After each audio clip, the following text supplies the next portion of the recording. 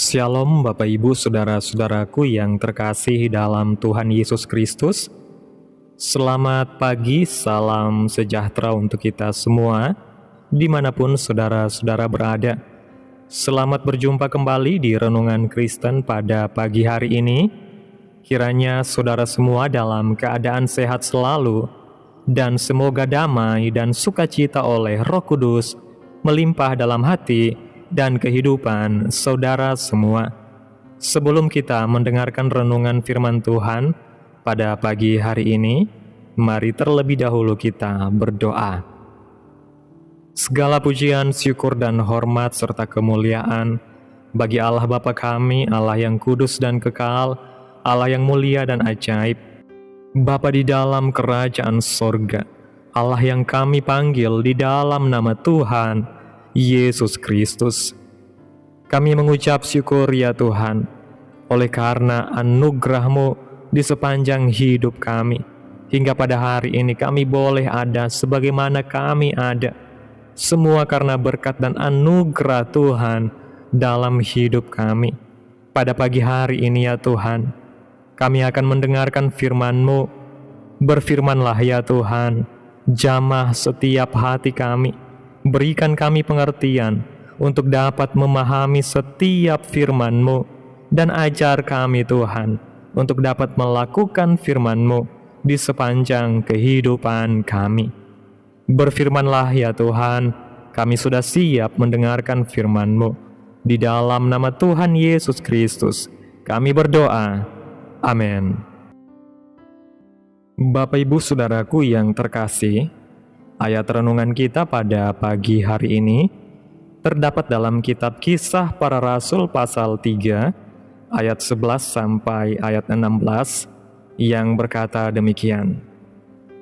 Karena orang itu tetap mengikuti Petrus dan Yohanes, maka seluruh orang banyak yang sangat keheranan itu datang mengerumuni mereka di serambi yang disebut serambi Salomo. Petrus melihat orang banyak itu lalu berkata, "Hai orang Israel, mengapa kamu heran tentang kejadian itu, dan mengapa kamu menatap kami seolah-olah kami membuat orang ini berjalan karena kuasa atau kesalehan kami sendiri? Allah Abraham, Ishak, dan Yakub, Allah nenek moyang kita, telah memuliakan hamba-Nya, yaitu Yesus yang kamu serahkan dan tolak di depan Pilatus, walaupun Pilatus berpendapat bahwa ia harus dilepaskan. Tetapi kamu menolak yang kudus dan benar, serta menghendaki seorang pembunuh sebagai hadiahmu. Demikianlah ia, pemimpin kepada hidup, telah kamu bunuh, tetapi Allah telah membangkitkan dia dari antara orang mati, dan tentang hal itu kami adalah saksi. Dan karena kepercayaan dalam nama Yesus, maka nama itu telah menguatkan orang yang kamu lihat dan kamu kenal ini. Dan kepercayaan itu telah memberi kesembuhan kepada orang ini di depan kamu semua." Bapak Ibu Saudaraku yang diberkati Tuhan, dalam ayat renungan kita pada pagi hari ini, dikisahkan sebelumnya ketika Petrus dan Yohanes menyembuhkan orang lumpuh di pintu gerbang bait suci. Banyak orang terheran-heran melihat kesembuhan orang lumpuh itu.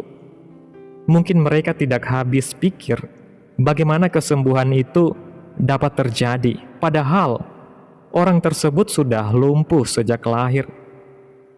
Namun satu hal yang pasti bagi kerumunan orang di bait Allah adalah Petrus dan Yohanes yang menyembuhkan orang lumpuh tersebut. Tentu saja kedua rasul tidak bermaksud seperti itu. Mereka sama sekali tidak memiliki andil dalam mujizat penyembuhan. Keduanya hanyalah hamba Yesus yang bekerja untuk melanjutkan misi kerajaan Allah di dunia.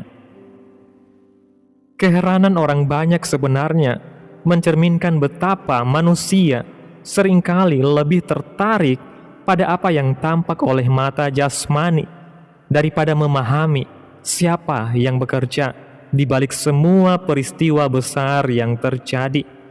Sehingga tanpa disadari, fokus mereka bergeser dari kuasa Allah yang sejati kepada alat-alat yang dipakai Tuhan, dan hal ini menjadi peringatan bagi kita agar tidak mengagungkan manusia, jabatan, pelayanan, atau talenta tertentu, melainkan selalu menyadari bahwa setiap mujizat, setiap pertolongan, dan perubahan hidup yang terjadi adalah murni karena kasih karunia dan kuasa Tuhan Yesus yang bekerja di tengah-tengah umat-Nya.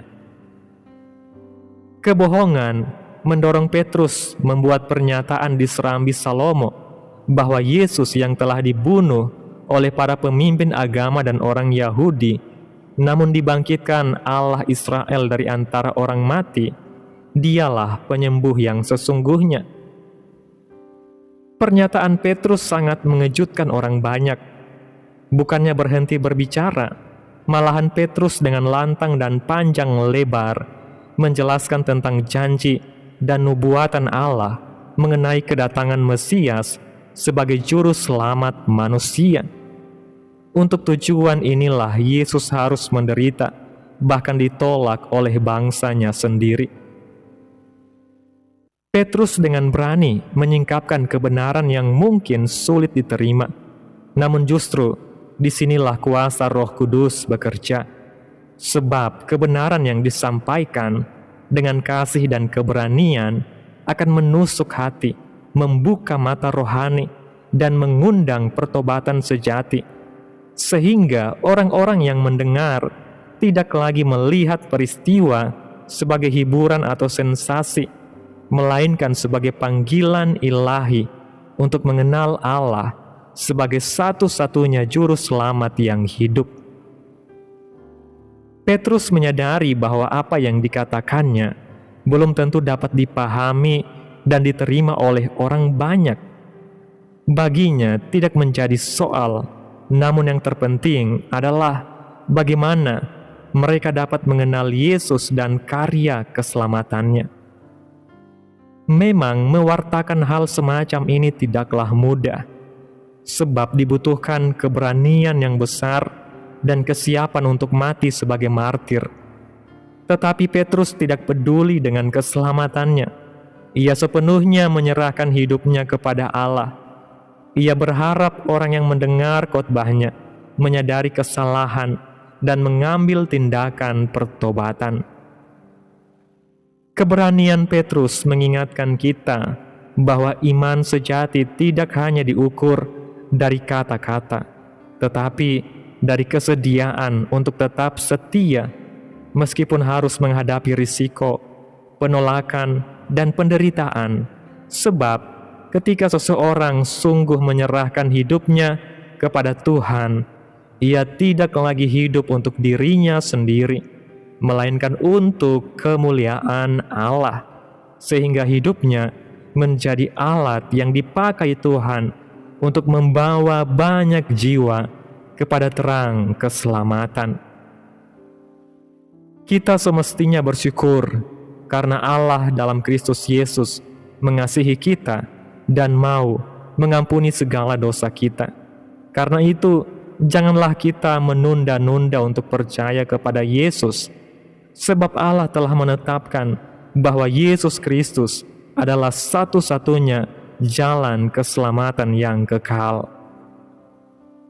Keselamatan adalah anugerah yang begitu besar dan mulia, yang tidak dapat dibeli dengan perbuatan baik atau usaha manusia, sehingga setiap orang dipanggil untuk meresponinya dengan iman, kerendahan hati, dan penyerahan diri. Sebab hari esok tidak pernah dijamin, dan kesempatan untuk menerima kasih karunia Tuhan adalah saat ini, ketika pintu anugerah masih terbuka lebar. Hal pertama yang Petrus sampaikan adalah Kristuslah yang mengerjakan semua ini. Kristuslah yang harus dilihat, bukan sang pengkhotbah. Petrus tidak mau menjadi pusat perhatian. Biar Kristus saja yang menjadi fokus perhatian. Itu sebabnya seruan pertama Petrus adalah seruan keheranan dan teguran bagi orang banyak karena mereka mengagumi Petrus dan Yohanes. Seolah Petrus ingin mengatakan bahwa orang banyak itu terlalu bodoh kalau tidak sadar siapa yang menyembuhkan orang lumpuh itu. Bukan karena kuasa Petrus, bahkan bukan karena kesalehan Petrus, tetapi hanya karena kuasa Yesus Kristus. Kristus yang bekerja, dan ketika orang-orang gagal untuk mengetahuinya, maka Petrus berseru dengan tegas untuk mereka berhenti memandang kepada dirinya dan mulai mengalihkan kepada pemilik kuasa yang sejati, yaitu Yesus Kristus Tuhan. Inilah tanda karya Roh Kudus. Roh Kudus memenuhi seseorang dan membuat dia meninggikan Kristus. Roh Kudus memuliakan Kristus. Roh Kudus meninggikan Kristus. Siapa penuh dengan Roh Kudus akan meninggikan Kristus, dan sukacitanya akan penuh kalau nama Yesus Kristus ditinggikan. Ketika hidup seseorang dipenuhi oleh Roh Kudus, maka pusat hidupnya bukan lagi dirinya sendiri, melainkan Kristus, sehingga segala pujian, kehormatan, dan kemuliaan hanya diarahkan kepada Tuhan. Dan melalui hidup yang demikian, dunia dapat melihat siapa yang sesungguhnya berkuasa, yaitu Yesus Kristus yang hidup dan bekerja melalui umat-umatnya. Bapak Ibu Saudaraku yang diberkati Tuhan, jangan pernah lepaskan pandangan kita dari Kristus. Jangan pernah terlena dengan dunia ini. Percayalah bahwa hanya kepada Yesus kita beroleh pertolongan. Mari fokus kepada Tuhan Yesus. Apapun yang kita hadapi saat ini, dalam setiap pergumulan, masalah, sukses, diberkati, dalam tangisan, air mata, pandang terus kepada Yesus, sebab hanya Dia saja yang menjadi sumber kekuatan kita, pertolongan kita dalam suka maupun duka. Jangan pernah lepaskan pandangan kita dari Yesus. Pandang Yesus yang berkuasa, pandang Yesus yang menyembuhkan, pandang Yesus yang memberikan kita pertolongan. Kalau kita diberkati hari ini, kalau kita masih kuat saat ini, kalau kita masih ada saat ini, semua hanya karena pertolongan Tuhan. Jangan pernah lepaskan pandangan kita daripada Tuhan. Sebab ketika kita terus memandang Yesus, tetap fokus kepada Yesus, di sana ada berkat-berkat, di sana ada pertolongan Tuhan, di sana ada mujizat Tuhan, di sana ada kekuatan yang Tuhan sediakan bagi hidup kita. Apapun yang terjadi dalam kehidupan kita, suka maupun duka, diberkati atau tidak, diberi kelimpahan atau tidak, teruslah pandang kepada Yesus, karena di sanalah kita beroleh keselamatan, kita beroleh pertolongan, kita beroleh mujizat yang daripada Tuhan. Amin. Tuhan Yesus memberkati. Demikianlah renungan firman Tuhan pada pagi hari ini. Biarlah menjadi berkat bagi kita semua dan dapat kita lakukan dalam setiap kehidupan kita. Pada hari ini, sebelum kita memulai segala aktivitas kita di hari ini, mari kita berdoa. Segala pujian, syukur, dan hormat bagi Allah Bapa kami, Allah yang kudus dan kekal, Allah yang mulia dan ajaib, Bapa di dalam nama Tuhan Yesus Kristus. Kami bersyukur Tuhan atas pertolongan-Mu, penyertaan-Mu, juga atas berkat-Mu dalam hidup kami. Kami berbahagia dan bersyukur atas kebaikan Tuhan dalam hidup kami. Tak berkesudahan kasih setia Tuhan, tak habis-habisnya rahmat-Mu, selalu baru tiap pagi. Besar kesetiaan-Mu Tuhan dalam hidup kami. Terima kasih Tuhan buat firman-Mu pada pagi hari ini yang sudah kami dengarkan. Kami bersyukur atas firman-Mu yang mengingatkan kami untuk selalu memandang kepada-Mu sebagai sumber kehidupan, pengharapan, dan keselamatan kami. Ajar kami ya Tuhan untuk tidak mengandalkan kekuatan, kepandaian, atau kesalehan kami sendiri, melainkan sepenuhnya bersandar pada kuasa dan kasih karunia Tuhan. Ubahkan hati kami agar selalu meninggikan nama Tuhan dalam setiap aspek kehidupan kami, dan pakailah kami sebagai alat-Mu untuk menyatakan kasih dan terang-Mu kepada dunia, sehingga melalui hidup kami banyak orang dapat mengenal Engkau sebagai Tuhan dan Juru Selamat yang hidup. Terima kasih ya Tuhan Yesus yang baik. Terima kasih buat firman-Mu yang begitu indah dan ajaib. Biarlah firman-Mu boleh tertanam dalam hati kami, berakar, bertumbuh, dan berbuah lebat dalam setiap kehidupan kami. Dan biarlah firman-Mu terus menyegarkan jiwa kami, menghidupkan hati yang lemah dan lesu, dan membangkitkan harapan dan kasih. Berkati umat-Mu yang sudah mendengarkan firman-Mu hari ini. Berkati di setiap saat, tempat, dan kondisi hidup umat-umat-Mu, agar senantiasa selalu merindukan dan membutuhkan firman Tuhan sebagai pelita kebenaran yang memerdekakan dan penghiburan yang menguatkan. Ajarilah kami bahasa firman-Mu dan bimbinglah kami untuk selalu hidup sesuai kehendak-Mu, agar kami selalu dekat kepadamu. Terima kasih ya Tuhan Yesus buat kesempatan hidup yang masih Tuhan berikan kami mau pakai untuk hormat dan kemuliaan nama Tuhan. Segala pergumulan dan persoalan hidup kami serahkan di dalam tangan-Mu Tuhan. Engkau yang akan menyelesaikannya bagi kami. Kami hanya berharap kepadamu.